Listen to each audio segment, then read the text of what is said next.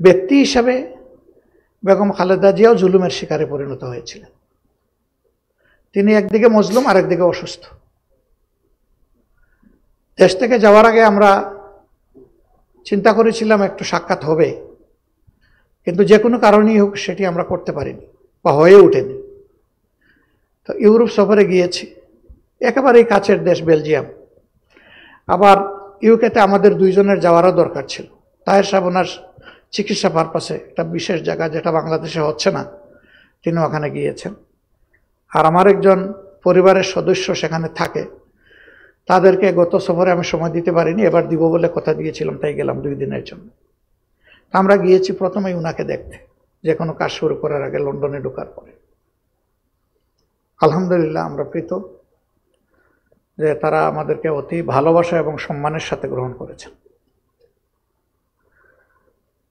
আমাদের মূল উদ্দেশ্যই ছিল উনাকে দেখা, কিন্তু যেহেতু তিনি অবস্থান করছেন তার বড় সন্তান দলের ভারপ্রাপ্ত চেয়ারম্যানের বাসায়, সেই কারণে তিনিও থাকবেন, এটি স্বাভাবিক।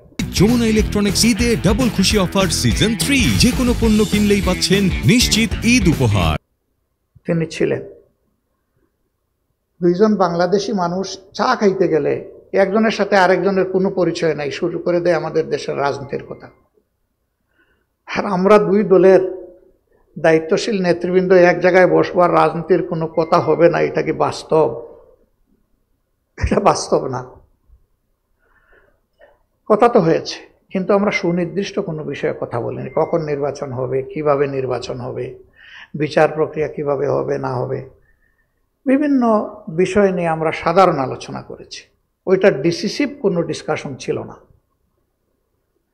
আর যেটা বলেছেন রাজনীতিতে দুই দলের বিরোধ, যদি আপনি মার্কিন যুক্তরাষ্ট্রের গত নির্বাচনের দিকে তাকান তাইলে এটা কোনো বিরোধী না।